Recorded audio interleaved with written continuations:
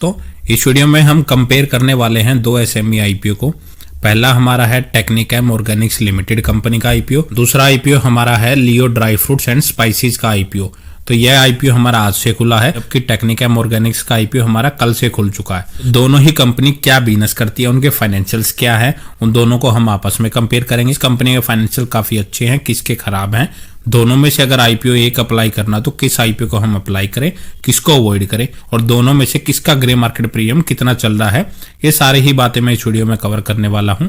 तो लास्ट तक वीडियो को जरूर देखिएगा। अगर हम सबसे पहले टेक्निकेम ऑर्गेनिक्स कंपनी के बिजनेस की बात करें, 1996 में इस कंपनी की स्थापना हुई थी। और कंपनी हमारा मेनली स्पेशलिटी केमिकल सेक्टर में कंपनी काम करती है और वेरियस टाइप ऑफ ये कंपनी केमिकल बनाती है, जिनमें हमारा speciality chemical, pigment and dye intermediates and air oxidation chemistry की प्रोसेस भी ये करती हुई कंपनी नजर आ रही है। कंपनी के जो केमिकल्स हैं वेरियस टाइप ऑफ इंडस्ट्री में वो यूज होते हैं।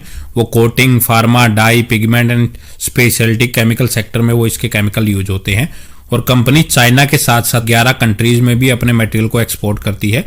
तो काफी बड़े पैमाने पे कंपनी बिजनेस करती हुई नजर आ रही है। इसके अगेंस्ट में हम लियो ड्राई फ्रूट्स आईपीओ की बात करें, इसकी स्थापना 2019 में ही हुई थी, मतलब 5 साल ही पुरानी ये कंपनी फिलहाल नजर आ रही है। Company mainly dry fruits and spices की ट्रेडिंग का काम करती हुई नजर आ रही है। कंपनी ने अपने बिजनेस को 2 सेगमेंट में डिवाइड किया हुआ, एक है ट्रेडिंग ऑफ प्रोडक्ट, दूसरा है manufacturing and processes of spices. Company trading of products में कंपनी जो रेडी टू मेड प्रोडक्ट खरीदती है और उनको थोड़ा प्रोसेसिंग करके कंपनी मार्केट में बेचती है।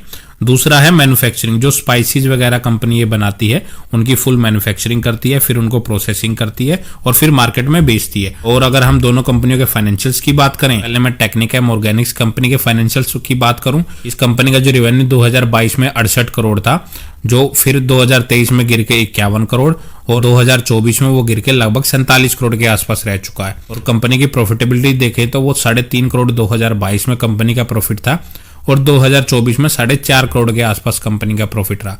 तो कंपनी की जो सेल्स है यहाँ लगातार गिरती हुई नजर आ रही है और कंपनी के पास लगभग 8 करोड़ के रिजर्व है और 16.5 करोड़ का कर्जा कंपनी के ऊपर देखने को मिल रहा है। वहीं इसके अगेंस्ट में अगर हम लियो ड्राई फ्रूट्स कंपनी के फाइनेंशियल्स देखें तो इसका जो रेवेन्यू है 2022 में 5 करोड़ था, जो बढ़ के 2024 में लगभग 62 करोड़ के आसपास पहुंच चुका है।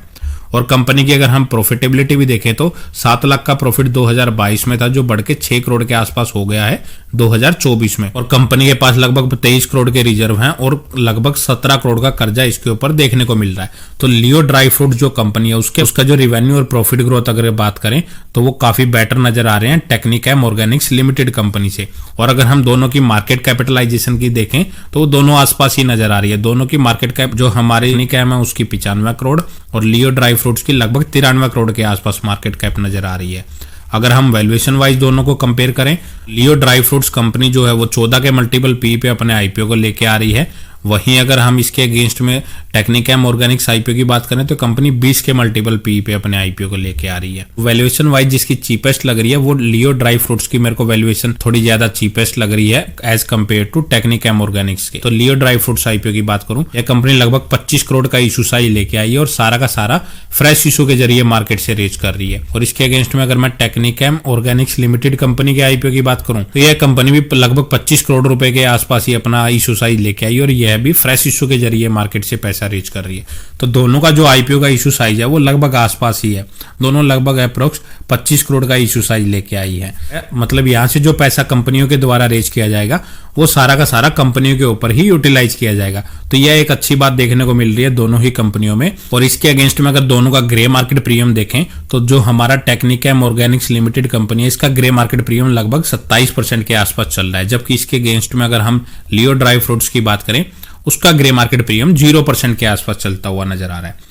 तो अगर हम देखें दोनों में से किस कंपनी को अप्लाई करें, तो लॉन्ग टर्म के प्रोस्पेक्टस से बात करूं तो फाइनेंशियल वाइज अगर हम देखें लॉन्ग टर्म की उससे, तो लियो ड्राई फ्रूट्स वो कंपनी काफी तेजी से ग्रोथ करती हुई नजर आ रही है पिछले 3 साल का अगर हम डाटा देखते हैं तो as compared to Technichem Organics Limited company के। लेकिन ग्रे मार्केट प्रीमियम वाइज अगर हम लिस्टिंग गेन की उससे देखें तो टेक्निकेम ऑर्गेनिक्स कंपनी का जो ग्रे मार्केट प्रीमियम है वो 27% के आसपास चल रहा है। लेकिन लियो ड्राई फ्रूट्स का भी फिलहाल 0 पे ग्रे मार्केट प्रीमियम अभी ट्रेड कर रहा है। हालांकि ये आईपीओ भी आज ही ओपन हुआ है। तो अगर हम ओवरऑल देखें तो लियो ड्राई फ्रूट्स कंपनी काफी अच्छी नजर आ रही है, उसकी वैल्यूएशन भी उससे काफी सस्ती नजर आ रही है।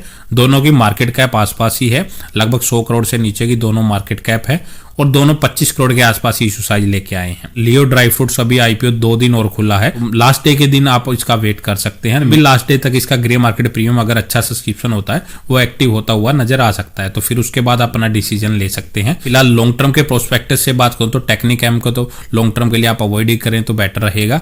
लियो ड्राई फ्रूट्स का भी अगर आप देखेंगे तो अभी ग्रे मार्केट प्रीमियम 0 पे ही चल रहा है, तो उसको भी आप अवॉइड कर सकते हैं। शॉर्ट टर्म की उससे अगर हम देखें लिस्टिंग है तो टेक्निकैम ही फिलहाल आपको लगभग 27% का प्रॉफिट लिस्टिंग गेन देती हुई नजर आ रही है, तो उसको आप अपना अप्लाई कर सकते हैं। लेकिन ये दोनों ही आईपीओ एसएमई आईपीओ है और इनमें रिस्क काफी ज्यादा रहता है। 100 करोड़ से नीचे की दोनों कंपनियों की मार्केट कैप है और ऐसी कंपनियों में जब ये आईपीओ लिस्टिंग होने के बाद हम लॉट बेचने जाते हैं उनमें रिटेल इन्वेस्टर को सेलिंग के टाइम काफी इशू आते हैं, तो उस रिस्क को आप ध्यान में रखने के बाद ही अपना कोई डिसीजन लें। बाकी किसी भी आईपीओ में अप्लाई करने से पहले आप खुद से फंडामेंटल उस कंपनी का जरूर कर लें, फिर उसके बाद ही अपना एनालिसिस करने के बाद आप अपना उसमें डिसीजन ले सकते हैं। तो दोस्तों इस वीडियो में इतना ही। अगर आपको वीडियो अच्छे लगे तो वीडियो को लाइक करें और चैनल को सब्सक्राइब करना ना भूलें।